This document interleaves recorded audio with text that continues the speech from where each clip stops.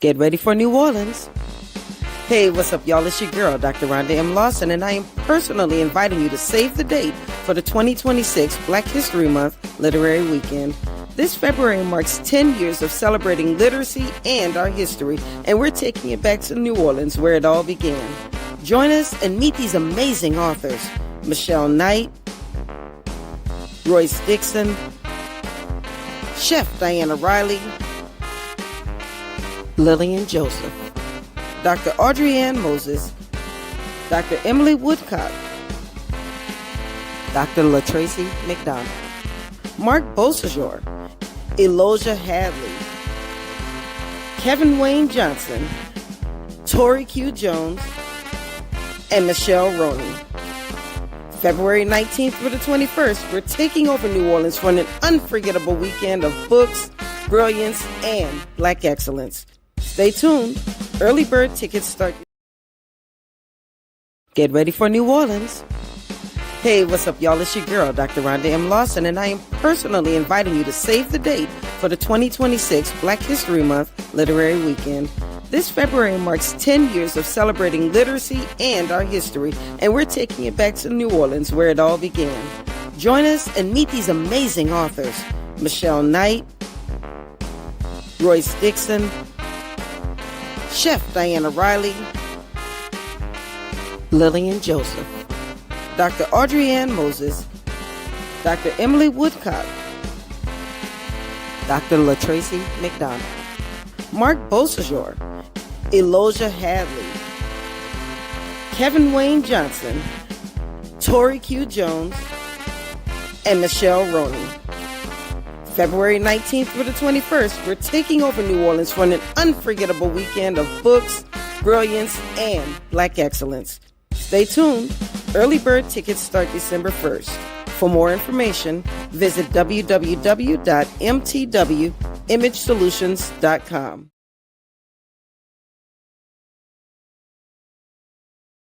What's up, everybody? It's your girl, Dr. Rhonda M. and I'm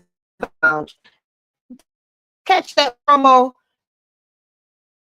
about that promo. So yes, Black History Month Literary Weekend is coming February 19th through the 21st. Everything. We are celebrating 10 years of literary excellence, Black excellence, Black celebrating authors, celebrating literacy, and I take it all back which was New Orleans, Louisiana, my hometown. So I am excited about this. In fact, that promo is almost obsolete now because we actually include 2 more authors to the roster, and I'll be announcing them very, very soon. In fact, I'll be announcing them this week. So stay tuned to the Meet World Image Solutions, Facebook, Instagram, YouTube, all the pages, because we have all going on. But without any further ado, I have 2 amazing guests this week, and it's going to be all about the ladies this week. I have 2 women who are amazing things, not only in the literary community, but in their own industry. So we're going to start with Dr. Myava Clark, and please tell me I said your name correctly. Is it Myava or is it Myava? Myava. Yeah, okay. I said it, I'm saying it right on. Myava, thank you so much for being on the show tonight. How are you doing? I'm doing well, thank you, Dr. Rhonda. I appreciate the invite to be here with you tonight. Oh, I appreciate you accepting it.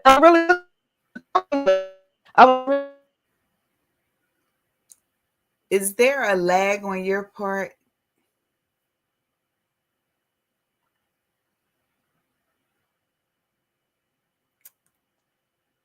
We're having some technical difficulties here. We're going to get them fixed. No fear.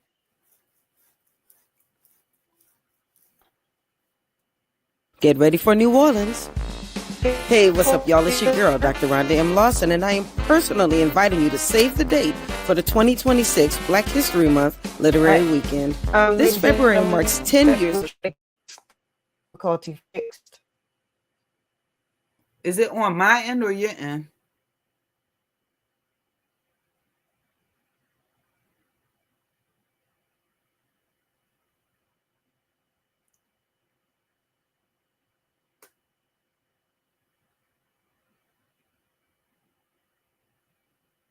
Get ready for New Orleans. Hey, what's up, y'all? It's your girl, Dr. Rhonda M. Lawson, and I am personally inviting you to save the date for the 2026 Black History Month Literary Weekend. This February marks 10 years of celebrating literacy and our history, and we're taking it back to New Orleans, where it all began. Join us and meet these amazing authors: Michelle Knight, Royce Dixon, Chef Diana Riley, Lillian Joseph, Dr. Audrey Ann Moses, Dr. Emily Woodcock, Dr. LaTracy McDonald, Mark Beausejour, Eloja Hadley, Kevin Wayne Johnson, Tori Q. Jones, and Michelle Roney. February 19th through the 21st, we're taking over New Orleans for an unforgettable weekend of books, brilliance, and Black excellence. Stay tuned. Early bird tickets start December 1st. For more information, visit www.mtwimagesolutions.com. Okay, we are back. I think we've gotten the issue fixed. Dr. Maya, are you still there? I'm here. Is it on your end? Because I couldn't, it's like going in and out.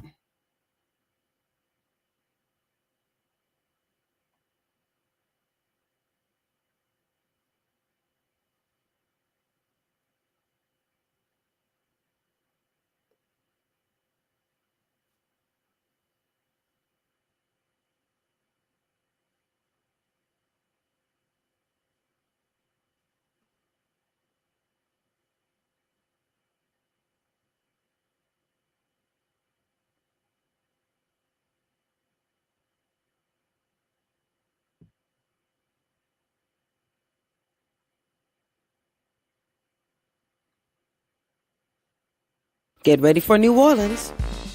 Hey, what's up, y'all? It's your girl, Dr. Rhonda M. Lawson, and I am personally inviting you to save the date for the 2026 Black History Month Literary Weekend. This February marks 10 years of celebrating literacy and our history, and we're taking it back to New Orleans, where it all began. Join us and meet these amazing authors: Michelle Knight, Royce Dixon, Chef Diana Riley, Lillian Joseph, Dr. Audrey Ann Moses, Dr. Emily Woodcock, Dr. LaTracy McDonald, Mark Beausejour, Eloja Hadley, Kevin Wayne Johnson, Tori Q. Jones, and Michelle Roney. February 19th through the 21st, we're taking over New Orleans for an unforgettable weekend of books, brilliance, and Black excellence. Stay tuned. Early bird tickets start December 1st. For more information, visit www.mtwimagesolutions.com. Okay, we are back. I don't know what's going on with the sound today, but can you hear me, Dr. Myava? I sure can. Wonderful. Okay, so I'm going to do it from my phone until we get these technical difficulties fixed, but we are not letting anything stop us from doing this interview. So, okay. So what I was saying was, first of all, welcome to the show. I know exactly, Mark. Somebody doesn't want Rhonda to be great. Oh. But welcome to the show. Thank you so much for being a guest on the Horizons Author Lounge. So before we get started, I was just saying that you're doing some really great things in your industry. So can you tell everybody just a little bit about who you are and what you're doing right now? Yes, as you stated, my name is Dr. Myava, and I help support parents and caregivers of neurodivergent children by finding emotional support with practical tools without burnout, while they're guiding their children towards meaningful friendships where they are celebrated and not just tolerated. Wow, that's a huge statement because I know a caregiver, any type of caregiver, whether it's for a neurodivergent child, whether it's for an aging parent, caregivers go through a lot, and I don't think we always realize everything that they're going through. Often, let's say there's a parent who's going through dementia. Sometimes they can get violent or they can get verbally abusive, and that caregiver has to still show patience. And then often, if the patient, um, like I said, it could be an aging parent or it could be a child. When they're going through what they're going through, or they're going through their episodes, that parents or that caregiver still has to be there for them. And I don't think we always realize how tough that can be. Right. Well, what I've learned, I have two children, and my son had developmental delays, later diagnosis, learning disabilities, and my daughter had medical challenges Mm. with several different diagnoses. My children are only 20 months apart. Wow. What what that has caused me to really pour a lot. I think as a mother, we tend to give to everyone anyway. I think that's by nature. The average mother really pours into the family. And when you have needy children with they especially with different needs, different types of needs, you find yourself even spread, I believe, even thinner than the average mother. And you're constantly giving, giving, giving, giving, and you don't always refill your cup. So it's easy to experience burnout when you're in a situation like that. And the importance of self care is very evident, and not many of us catch it. Yeah, I think you're right. And then when we do try to do self-care, people may think that you're being selfish, but really you're trying to refill that cup because you're pouring from an empty cup. Absolutely. And I have coined the slogan, self care is not selfish, it's necessary or it's essential. And I remember when my children were small, one day my husband said to me, he said, if you're no good to you, you won't be any good to anyone else. Right. And I had to collect myself because I didn't realize it, but I was starting to lose it because I'm all things for everyone, but at that time I really wasn't anything for myself. And so when you're giving, giving, giving, and you're starting to run on fumes, bad things can happen. Your health can deteriorate, or you could actually be on the verge of a nervous breakdown and not know it, nervous or emotional breakdown. And neither of them are good options. Right? Oh, yeah. That's a really sad reality. It's a sad reality. And I started seeing a therapist at one point, and someone would say, possibly, why would you see a therapist if nothing's wrong? And I flip it and I say, you see a therapist so nothing goes wrong. So you can keep things in perspective and keep your sanity and keep your mind. And I remember one day I had a session and she said, my Ava, what do you like? And I sat there and I sat there. Wow. And I sat there and I began to tear up, and tears start rolling down my eyes because I didn't remember what I liked. I had lost Oh, myself so much.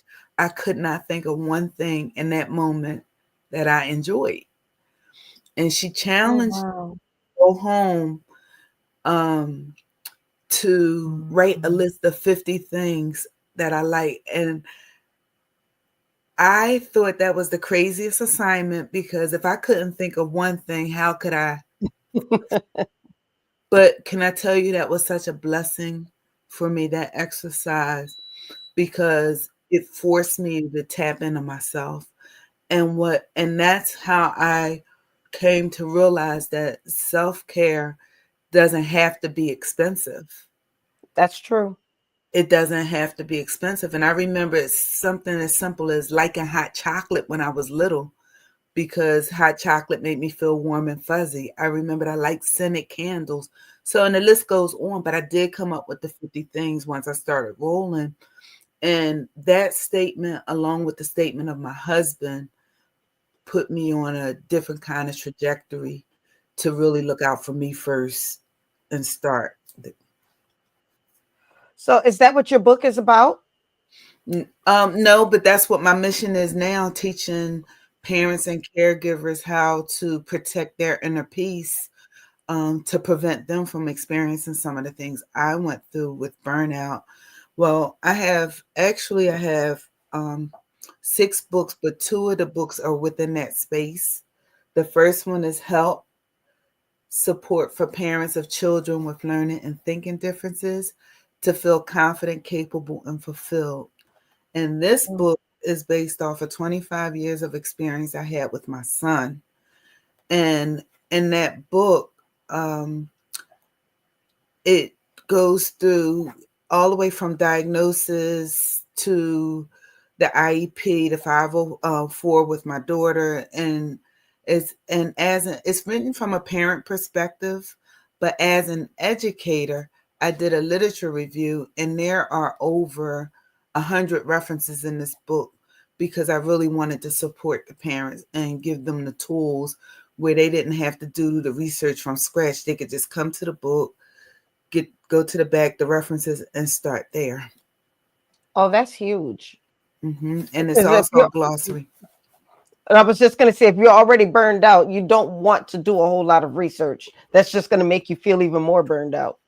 Absolutely. And after that, I wrote The Parent and Caregiver's Guide: Overcoming the Odds of Disabilities, Medical Challenges, Mental Health Disorders, and Trauma. That book, I have 12 co-authors with me, and 6 of them are parents and 6 of them are professionals. Everybody's answering the same questions. And that book, I see you put up Help, but both of them can be purchased on my website, which is mothersofexceptionalkids.com/shop. And you can get a autographed copy of each of them when they're sent out. But that book is precious differently, because not only do you have my story, you have the story of 12 other people. Yes. And everyone has a different journey, and the professionals are giving resources and tools to the parents in that space. So it's pretty cool. It is pretty cool because everybody has a little bit different experience. And you don't want somebody to read the book and they only see your perspective. And then they think that they're doing this journey wrong because it's not just like yours. Exactly. And that's why I put all the references and resources there, because I like to think of myself as the beginning and not the end. And even in Help, I told a story from my perspective, but during a literature review, I gave the perspective of others and of professionals. Well, this is what they suggest, and hoping that the parent finds support and then the tools that fit their family. Wonderful. Now, have you gone and traveled with this book? Are you doing speaking engagements? Yes, I'm very open, and what I've done actually with the Parent and Caregivers Guide, we've been going around as you're never going to get all 13 of us, but I get as many authors as I can on a particular date, and we go to libraries or wherever we're invited, and we do an office panel. We talk about our journey, our chapters, and really pour in and support. Now, it just so happened to be that all of us are women. It wasn't designed that way, but that's the way that God allowed it to manifest. And it's really it's something special to see the mothers or people in the audience bring their individual questions, and how every one of us up there on the panel are nurturers because we've been in that space, and the Right. love that they receive is pretty amazing, Yeah. along with the And resources. I'm sure it's helpful to be around other people who are experiencing the same thing they're experiencing. Yes. It can be a lonely journey. I'm married, and I have a loving family that has been supportive and been by my side the whole time. And even with that support, it was still at times a very lonely journey, because a lot of times, unless someone is navigating that space with you, they're Right. just cheering for you and encouraging you, but they don't have the ability to pull you. They're pushing you, they're rooting for you. And sometimes you need somebody to reach back and pull you up, to say, I got you. I know what it feels like. I've been there. You can make it. I made it. Right. Now, your platform also has a component for anti-bullying. So Yes, can you ma'am. talk a little bit about that? Yes. So when my son graduated, his name is Chris. And when he graduated from high school and he was a freshman in college, my husband asked him, what do you wish you had in school that you didn't have that could help children today? And he said, I wish someone would have taught me how to be safe on social media. Mm, And so, Chris, again, I think social media definitely has its positives, because it wouldn't be here. Like, we're on social media right now. This is a positive. We're educating people, we're enlightening people. You can get good resources. I mean, social media can be good, especially when it's used appropriately. But there's a however. yeah. However, social media could be very dangerous as well. It could be very dark, um, and it can be a really scary world for any of us if we get caught in the wrong platform, right? But imagine a child who is socially and emotionally a little behind their peers or whatever. It's easier to get lured into a trick. So, because of Chris, and it was his idea, we developed CASEN, Collaborative Advancement for Social and Emotional Needs. And with CASEN, we have a social media app that is used as a precursor to regular social media. We like to look at it as social media with training wheels, and we teach them anti-bullying and how to be appropriate and safe online and everything. And our target audience is really children 9 to 13 years of age. And if they're more advanced, maybe it can go a little lower. And if Oh, they're a little slower, they can be a little older, but the average age is like 9 to 13. so how can somebody support what you're doing? Because you're doing a lot with the what, 6, 7 books. You have the foundation. You're going and doing so many speaking engagements and meeting with organizations. How can people support what you're doing? Well, if you want to be connected with me, the one thing I have a free ebook that you can go to mothersofexceptionalkids.com and download my free ebook. That's one way to get connected, because I will have your contact. You'll get the emails and things from me. You'll be in my community. And that ebook is 5 secrets to emotionally support your child with learning differences without burning out.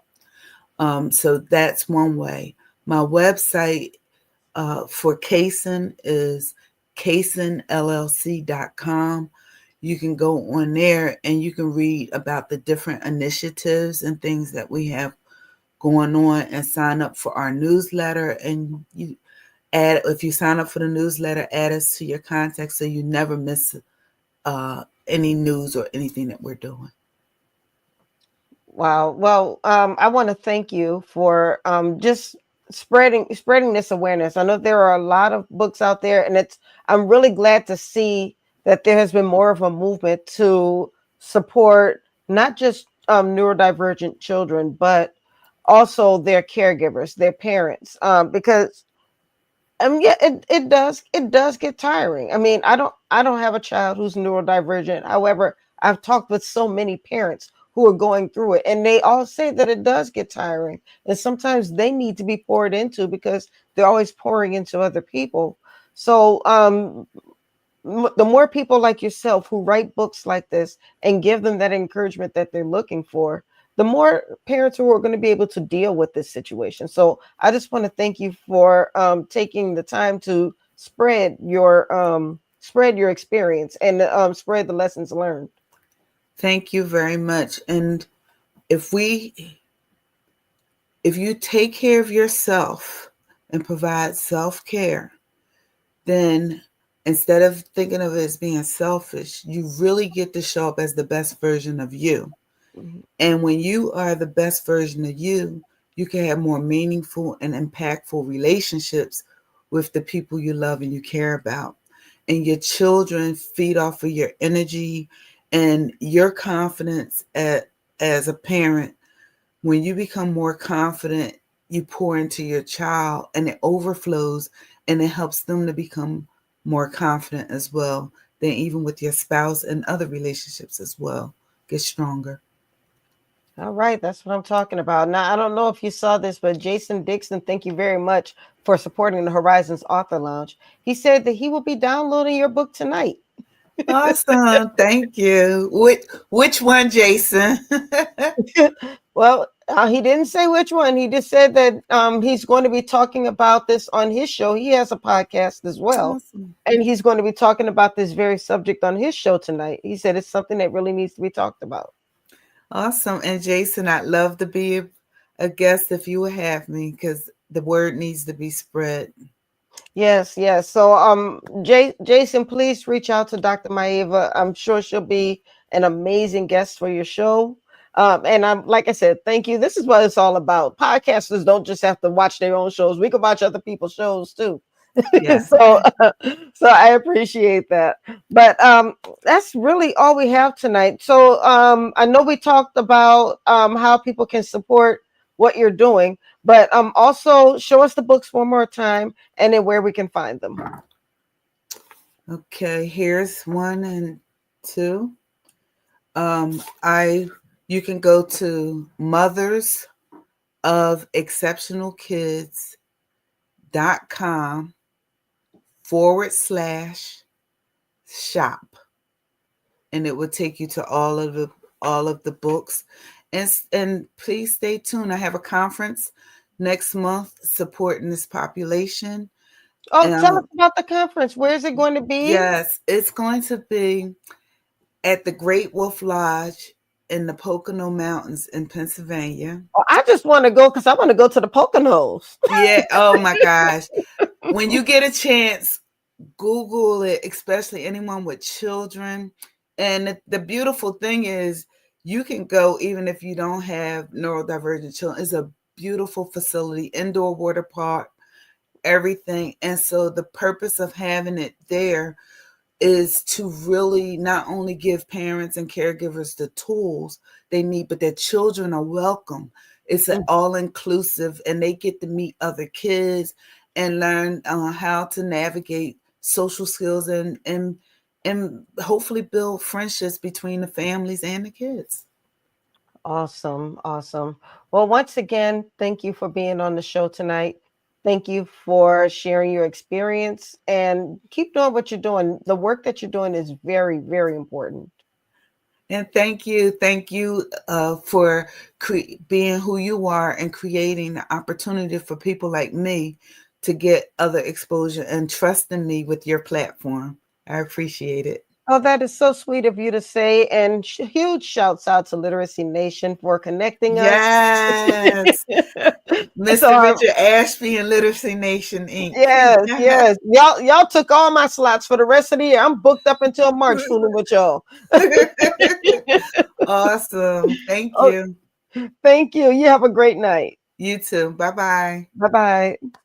All right, y'all, that was Dr. Myava Clark. Like I said, she's doing amazing work in the space of supporting neurodivergent um, kids and the caregivers who love them. So please make sure you go out and support her. Now, before we move on to the next guest, I want to thank all of you just for your support and for your patience, because we did have some technical difficulties at the beginning of the show, but it looks like we've gotten those all ironed out. So thank you so much for that. And then I also want to very quickly just send a shout out to Saran Bynum. She was actually on the show not too long ago, and in fact, I think it was maybe like a couple weeks ago she was on the show, but she directed this beautiful play called Vietnam America, and it's all about Vietnamese soldiers and what they went through, the fall of Saigon, and how they moved to the United States, and they're trying to get on with life, but their kids they don't understand what the people of the past went through. So it was a beautiful, beautiful play. So I want to really congratulate her on a job well done. I also want to give a big shout out to Kevin Wayne Johnson, who just released his book. Let me go ahead and take this off of here. Well, his book just published, Leadership with a Servant's Heart, Leading in Your Family. I want to just give a big shout out to him because his book is doing great. If you are a leader, wherever you're a leader, it could be in your church, in your home, it could be at work. If you are a leader, you need to read this book. So I just want to give a huge shout out to him as well. And then, without any further ado, I want to bring on our next guest, Doctor. I'm going to probably say your name wrong too,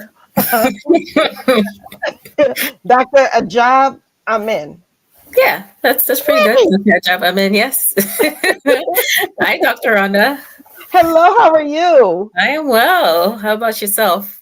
Oh, I'm making it. I know you probably heard me when I said we had technical issues Yeah, at I the heard that. beginning. Yeah. Yes, that's the reason why the last interview ran a little late. I wanted to Right. make sure she had her time to give her Yeah. message. Yeah. And Yeah. so That's we'll do okay. the same for you. We're not going to rush you through. So if we go a Okay. little bit past 8, it's okay. I want to make Okay. sure that you have time to tell your story as well. Okay. I appreciate it. I'm just glad to be here. I'm glad to be on this platform and to Well, talk I'm with you. glad to have you. Thank you so Yeah. much. So before we get started, why don't you tell everybody who you are? So I am Dr. Ajabeyang Amin, but Ajab for short. I am a psychologist and a Christian counselor in Pennsylvania and New Jersey. I reside in Philadelphia. And I have authored a book called Not Far from the Truth, which is right here. I'll tell you some more about it.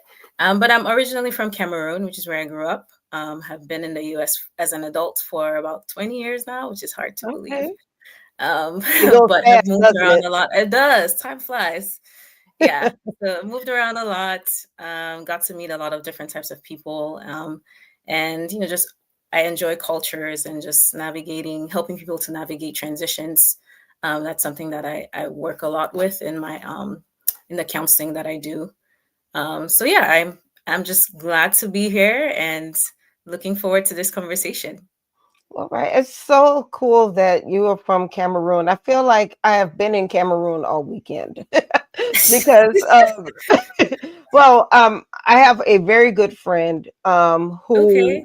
who traveled to Cameroon years ago, Okay. and her name is Lisa Aubrey. She's going to be on the Okay. show probably in the Okay. next couple of months, Okay. but she actually discovered a big place called oh shoot, Bimbia.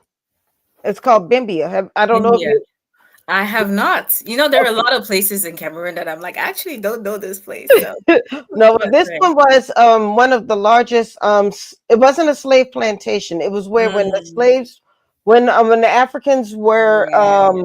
were captured, they were Hmm. taken to a place like Bimbia, and Okay. they were shipped off to the New World from Yes. there. Yes. Okay. So she Okay. actually discovered this place. She did a lot of research, and Okay. she worked with the Cameroonian government to make sure that this place was a Okay. landmark. And so she Wow. she received an honor over the weekend right here in the DC area.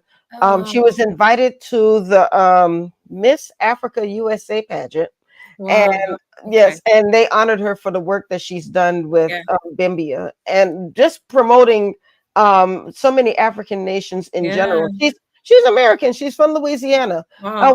However, she has spent so much time in Africa. Yeah. She, Yeah. you know, she speaks French fluently. Okay. She takes people to different places like Zambia, Cameroon, Okay. Ghana. Okay. So that's why I said I feel like I've just been in That's Cameroon all amazing. weekend Yeah. because I Yeah. spent time with her and now I get to talk with you. That's So I'm amazing. excited. Yeah, I mean, thanks for sharing that. I feel like I need to go do some research first of Bimbia, but also of her work, because I mean, I'll be curious about taking a trip with her whenever she's going to wherever she. Oh yeah, I think she's going to be doing another trip. So since you said that, I'll make sure you get the Okay, information. that'll be great. Yes. Yes. Yeah, that's All right. Now, wonderful. so now tell us about your book.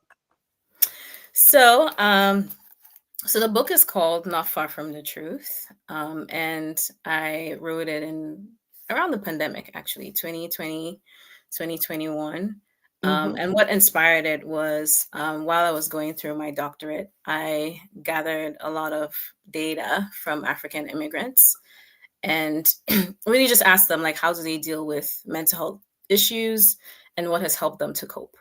And part of that is I just understand that, we part of the training that we have as psychologists or just in the mental health field is very Western, right? In terms of just the approaches that we've learned.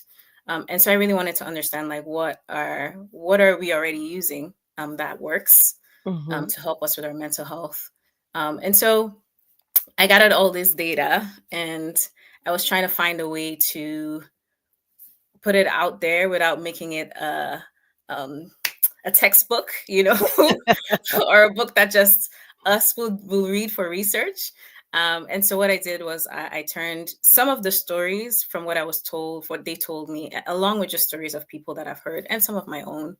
I turned the information into short stories. So the book there are 10 short stories, and each of Okay. the stories are African immigrant characters. They may be two characters or a group of different people who are Are working they are they actual people, or did you kind of create characters based on the data that you had collected? the latter. So I Okay. created characters based on the data. So it's all fictional. Um, some of the characters are all like a mixture of different people's stories. So if you're reading it, you wouldn't really identify like one person. You wouldn't be able to pick out like who it is because it's all mixed Ah, up. Um, and so they're working through a mental health or a faith issue. So there's also Christian faith aspect to it for some of the stories. And so some of the stories are around like dealing with divorce or wanting to please your parents, like mentoring relationships between like the older generation and the younger generation, dealing with racism in higher education for older adults, or navigating like an African man navigating his faith, mhm. or workaholism, depression, like being single. And so all of these stories is really like you're reading like therapy or almost like a storybook, but Yes. through it you really get to gain tools for yourself on just how to deal with your own issues. Yeah. Well, that's interesting. Are now all of the stories connected, or are they different standalone stories? And then how many stories are there each? Yeah, good question. So each of the stories are standalone, and there are 10. So there are 10 stories, short stories. So it's a Oh, really easy read. And while you will gain something, like you will gain some tools, but it's also like someone described it as it is deep and light at the same time. Because Right. it's like easily digestible, and it is short enough where you don't feel like, oh, I have to get through all of this in order for you to get something from it. Yeah. I understand. Mhm. Now, you do a lot. You've done a lot of work with mental health. You've authored articles. You've even been a recipient of the. Let me make sure I read this correctly. The Brains 500 Global Award. Yeah. Yes. Yeah. So I have in 2019 I started a blog called African Mind Healer, and part of the premise was that I just wanted to. I'm like I have a lot of information around mental health, but also I understand African cultures because I grew up there, and and then also I understand the Christian faith because I have been a Christian for a number of years now. And so I just wanted a platform to be able to share some of the information that I've learned from these different avenues. And so I've been writing. Right now, I don't write as much. I'll say that I used to be a blogger. Now I'm like, every now and then I might sprinkle something, but I do more. I'm really focusing more on therapy now and building my business. But I wrote a lot of articles just around each of these three topics, like mental health, culture, and faith, and the Christian faith in particular. And then Brains Magazine, invited me to write some articles for them, and then also just like acknowledge me as someone who is growing in the field. So But I that's where think that's that word I comes think from. that's wonderful, and I'm really glad that you are talking about mental health Mhm. in the from a Christian perspective, Yeah, because at one time we felt like if there was a mental health issue going on, first of all, we didn't call it mental health. yeah, We thought yeah, we needed to keep it on the inside, yeah, don't tell anybody, and we yep, thought that we could just pray it away. yep, So I'm definitely. really glad to know that Christians are taking this so much more seriously. Yes, absolutely. That has definitely been an obstacle for a lot of us, a lot of Christians previously and now too, right? There has been this narrative of you just need to pray harder, or it's just a spiritual issue is because there's something that is spiritually wrong with you, and so like if you just deal with this issue that it's gonna be gone. But it's much more complex than that. Like we are spiritual, mental, physical, and emotional beings, and so we are affected by a lot of different things, and sometimes we actually need like professional mental counseling to deal with some of these issues. So yeah. And then there are a number of life coaches, therapists, Hmm. Hmm. who are Christian life coaches and Christian Yeah. therapists. So Yes. I think that probably helps them a little bit more. Definitely, yes, yes. Just the ability to integrate, yeah, because you can understand that okay, there's some issues that actually we need to talk more psychologically to get to the heart of it, and then also being able to talk about okay, how are you leaning on your faith to deal with some of this issues. So being able to have the integration has actually been really helpful. I find that a lot of the clients that come to see me, they actually want that. Like they want the Christian aspect, but they also are grateful that I have, the professional training. So yeah. Right. Now I've got to tell you, the term African mind healer, that might sound scary to some people.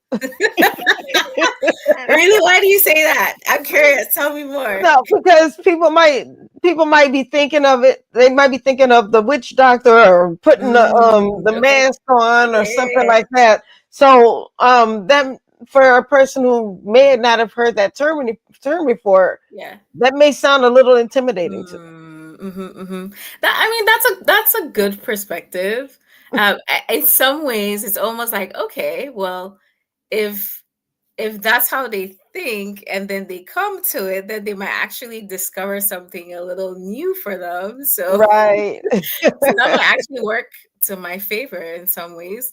Um, That could be, yes. hopefully, it doesn't scare people away. I mean, so far it hasn't. People are intrigued, and I think when people are Yeah, and intrigued, I think that's a good way to put it. They're intrigued. yeah, they're like, "What is this?" And why do you want to heal? My mind. Now, Mark asked where you were born, but I think you said you were born in Cameroon. So I was actually born in Pennsylvania. I was born in Oh, State okay. College, Pennsylvania, but my parents took me back to Cameroon when I was about 3 years old. Oh, That's okay. where my family's from. That's where everybody else in my family was born. So so they just came here for a short time. They came here for their education, and then while they were here, they had me, and so they went back. So I grew up in Cameroon. Yeah, but I was born here. Okay, Yeah, that makes sense. That makes yeah. sense. So, what are your goals with your, because you're building quite a platform um for Yeah. mental health. What are your goals right now? Yeah, that's a good question. And it's one that I am actually, oh, I see Mark saying shout out to Cameroon. Yes. um, that it's definitely a question that I have been thinking a little bit more about because my goals are shifting. So I mean, regarding the book, I definitely want more people to read it. I think I wrote it because I want people to I want it to be able to impact people and for people to Mhm. get tools for themselves. So that's one goal is that I want the book to sell. I want more people to buy it and read it, and hopefully get some healing from it. And then secondly, I am actually like building a group practice now. So I have been in private practice by myself, but I'm expanding to having more therapists work with me. And so that's the goal. I'm still in the very early stages of expansion. So there will be some rebranding happening with just different websites that I have. But that would be the next bigger goal. And then down the line, I do want to write some more. So this is my first and only book right now, but I do have ideas to write some more.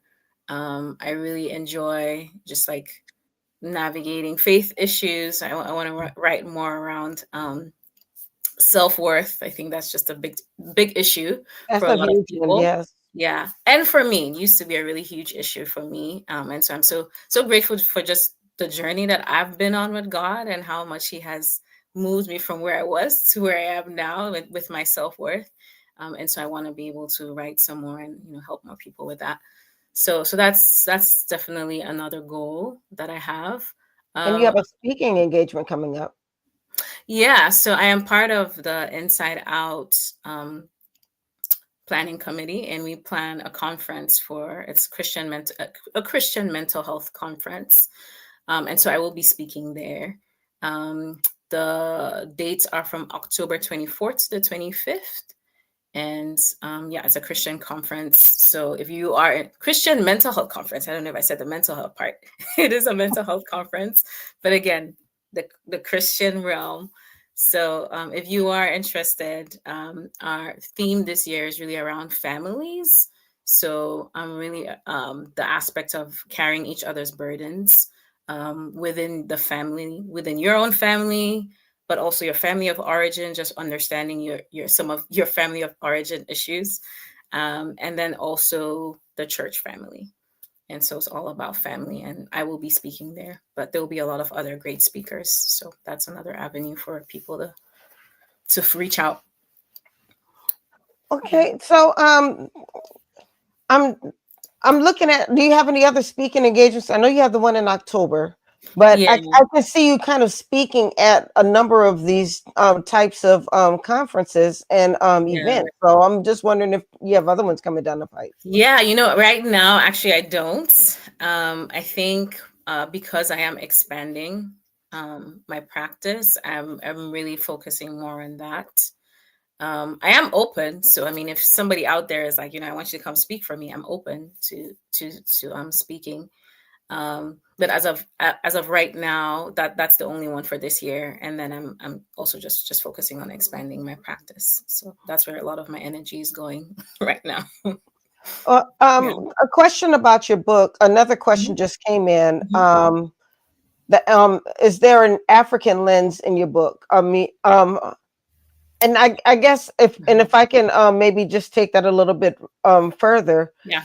I know you talk about mental health, Mhm. but have you found in your studies that I know you talked about African immigrants, Mm-hmm. but have you found that maybe what may be affecting Africans' mental health is the same as what may be affecting our mental health here, Mm-hmm. or do they see things a little bit differently Mm-hmm. Mm-hmm. So because of yeah, culture and so forth? there are some cultural differences, and to answer the first question, there is an African lens to it. Mhm. Um, and part of the some of the differences are that a lot of um, Africans who come here just have the lens of, some of what you talked about earlier about there's the church, or like praying away your issues. That's definitely Mhm. one thing, but there's also the spiritual realm, which is a huge factor, because a lot of African cultures are highly spiritual, and that's just the difference in that. Like, America is very intellectual, right? Like, we want to know the data, we want to know the research, but a lot of African cultures is very, they're very spiritual. So it's really around um like your ancestors, but also like the beliefs and the customs of the time. And so all of that also plays a role in how people are viewing the problems that they have and the solutions to those problems. And so those lenses are brought into the US when people migrate, but also there can be a limited understanding of how to navigate the mental health system, which is understandable, right? You're new to the culture, so there's really no way for you to understand it. And mental health is not really something where, um, if you if you have, just like, you go to the doctor, right? Is you go to a medical doctor when you Mhm. have an issue. It's not as um, it's not as clear as to even like when you need to go, right? You're like, I'm feeling something, but I don't know what it is. Like, I don't know what I need.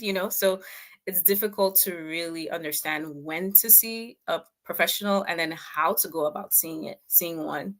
And so there's all of that can make it especially difficult for an immigrant who is still, and I was just say, for people who are fairly new to the country, they're adjusting in so many different ways, right? Like culture, food, dress, how to even like talk in a way that feels like that you feel comfortable in, right? Because even if I remember just like moving here and feeling like I spoke English back home, but I did not speak this English, right? So I'm like, I don't even, I'm trying to understand how to change from trousers to pants, like I used to go trousers, like just all of those little things, right? So you're still trying to Mhm. navigate those issues. And then you have to add on um, the mental piece and trying to find the care that you need and knowing where to go to find it. So yeah, I Right. mean, that makes it really challenging. So yeah, Well, those are a few of the differences, but there's definitely a lot more. Yeah. and interesting that you say that, because I'm thinking about, as you speak, I'm thinking about my friend who's Jamaican. She's Mm-hmm. one of my clients and she's also a good friend. Mm-hmm. Um, she's Jamaican, Okay. but she calls herself Jamaican, because she, Yes. yeah, Yes. Mm-hmm. of course, grew up in the United States. And she said often, Yeah. many of the more traditional Jamaicans, the ones who are from back home, they Yeah. don't see the Jamaicans or the Americanized Jamaicans Yes. in the same light. And I Yes. wonder if that's the case also for Africans. And did you run across that in your studies when you were working on this book? Yes. So yeah, there are similarities there.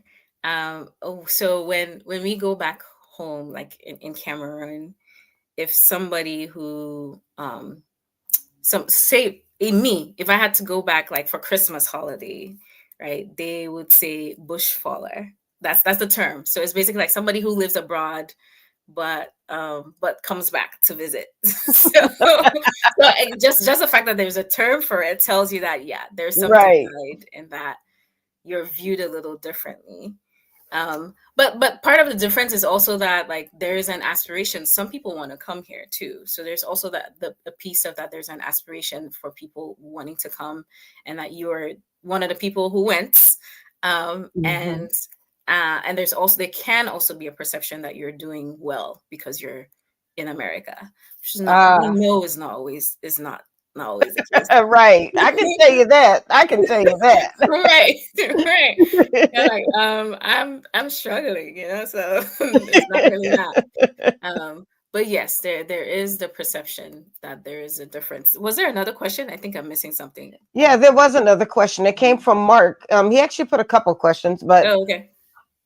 he just said it's great that you're bridging the gap between Christianity and mental health, and it tells us that you can be rooted in faith yet educated to assist others. And then Thank he you, put Mark. another comment, and that what we were just talking about with Right. Africans is the same for Haitians and Asian Americans. He's Haitian, and he Okay. deals with the same thing when he visits Florida or New York, where there's a vast Haitian Yeah. population. Yes. My Haiti people. One of my close friends from college, high school, was Haitian. So yeah, we definitely share a lot of similarities. And also something else that I want to share is that so there's also the divide between the parents. Say if your parents are African, and then they have kids here, right? So there's a divide. So I wrote one of my blog articles was like African parents and their American kids, because there's really there can be a divide where Right. when they're at home, there are all these rules from your African parents about like what to do, what not to do, which is like very culturally ingrained. And then they go to school, and it's very, very different. Very different rules, even around like when you should talk, right? Like, because a lot of African cultures can be very much like you speak when you're being spoken to. Respect is a very high value. And then there's also just a high power distance between people in authority versus everyone who's not. And so that's very different from the American culture at large, where, calling your professor, like, it's okay to call your professor by his first name. I know in college I that was don't know. new for me. That's that new age stuff, because see, the way I grew up, we're not calling adults by Right. their first name. Right, exactly. That's how I grew up. But I know when I was in college, there were some of my professors that were like, yeah, like you can call me by your first name. Yeah. So It still feels different. weird to me. As old as I am now, it still feels weird to me to call my bosses by their first name. So every once in a while, I'll slip and say, yes, sir. Just because I'm not used to calling my my bosses by their first name. Yes, yeah. I am the same way. Yeah. But so you can see how, like, just you said like how old you are and you still feel that. So being a parent and then trying to instill that in your kids, where that's like they grow up in a different time where that's not necessarily the case. That can be really confusing for kids Right, who have right. just the different cultures. And so there's one of the stories here in the book talks about so it's a boy who's in college, his second year in college, and he's trying to define his major, basically. And his parents are like, medicine is what it is. And he picks medicine, but like he's really struggling because he doesn't like it, and he like experiences all this anxiety through like his first 2 years of college, and then finally comes to like has his woo-saw moment, finds counseling, and gets the nerve to actually like tell his dad. But it took him a while to get there. And so just that internal conflict can be very common for people who have like those two cultures, because they they've heard different messages from both cultures, and so it can be conflicting to really come to terms with what they need to be, and how not to people please, and to be content within themselves. Yeah. It's funny. Mark says that he wasn't allowed to whistle around his parents because it was considered offensive. When I was growing up, I wasn't allowed to say lie. Lie was considered a cuss word. We had to say telling a story. Oh, wow. Okay. Yeah. I guess we all have our things, right? Yep, Like, we all have our little things. things. Our families told us things. I'm like, growing But up. But I will say, I told you I went to the Miss Africa USA pageant this Mhm. weekend, and Mhm. there were a couple of girls who were in the pageant who were African American. You know, maybe Okay. they had one African parent and Yeah. one American parent, or Yeah. some had two American parents, but they had a connection to a Yeah. certain country in Africa, so they were in the pageant, Okay. and you could kind of see the difference between Yeah. somebody who was learning their culture and somebody who was a bit more immersed in the culture. Yeah. Yes, there is a difference, right? Like, because I think when you're still learning it, like you kind of can feel a little clumsy. You're like, like I'm not sure which one I'm choosing when, Yes, as opposed to if you've just been in it, then it's almost like second nature. You don't even have to think about it. absolutely, absolutely. Well, I've got to tell you, I'm going to say your name wrong again, Dr. Ajab. Yes. Yes. If you can show us your book one more time. Oh, sure. Yes, it's called Not Far from the Truth. You can find it on Amazon. And the name there is longer, Ajabeyang Amin. But yeah, you can find it. Okay, and if you would like to connect with her, where can we find you? Yeah, so you can find me on ajabamin.com. So my first and my last name.com. That would take you to the different places that I am a part of. So my African Mind Healer blog, but also my therapy website. So yeah, you can find me there.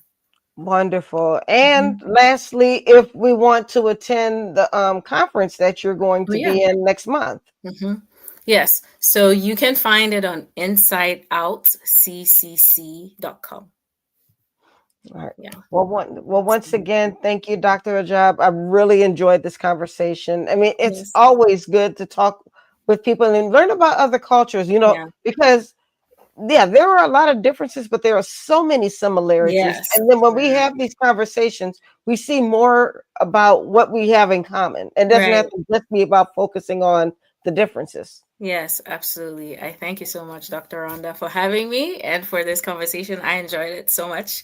So I I hope, enjoyed it as well. Thank you. yes, thank you so much. All Take right. care. Well, you have a wonderful evening. Thank God you. bless everything that you're doing. And if Thank you you. ever want to come back to the show, just say the word. Okay. I will. I just might. Yeah. All right Thank you, now. Mark. All right. Bye Bye. bye. All right, y'all. There you have it. We have finished another episode of the Horizons Author Lounge. And if you heard the beginning of the show when I said that we were booked up until March, yes, we definitely are hooked. We are definitely booked up until March. So we're going to be featuring more authors throughout the month of September. And October, featuring many of the authors who are going to be a part of the National Black Book Festival, which will be taking place in Houston at the end of October. And then in November, I'm going to be talking to another amazing set of authors who are part of the Creative Rights program. And I'll give you more. Just stay tuned to the Meet the World Image Solutions platforms, and I'll be posting more information about creators' rights. Believe it or not, if you have been doing all the right things, copywriting your book, making sure you're protecting your rights. Many people don't realize that those rights run out after 75 years. And so then after that, everything that you've worked for can go to anybody else. So there's actually a movement right now for to have those copyright laws changed to make copyright um, infinite or indefinite. So I'll be posting more information about that on my platforms, but that's something that you really want to look in. And I hope that you'll consider signing the petition to change these outdated copyright laws, because this is your work, this is your legacy. And many of you have worked hard on your music, on your books, on your art, or whatever it is. And you want to be able to pass something off to your children and your children's children. So that's what the Creators Rights Program is all about. So like I said, just stay tuned. More information will be on my platforms, but please, please, please consider signing that petition to change these outdated copyright laws. So without any further ado, we have reached the end of the show. And I want to see you guys next week when we're going to be interviewing two more amazing, amazing authors. And then in October, like I said, you'll meet the authors from the National Black Book Festival. And then you'll meet the creators' rights authors. And then we'll, after we feature some more authors in December, we're going on hiatus for Christmas and New Year's Eve. And then we'll be right back with all of the authors who will be a part of the Black History Month Literary Weekend. And that's going to take us all the way into March. And then March, we'll be interviewing some more authors. So if you have not had a chance to be on the show, you're going to have to wait until March because we got some amazing things coming up. And we're booked. We're booked. So don't ask me. I can't squeeze you in. We're booked.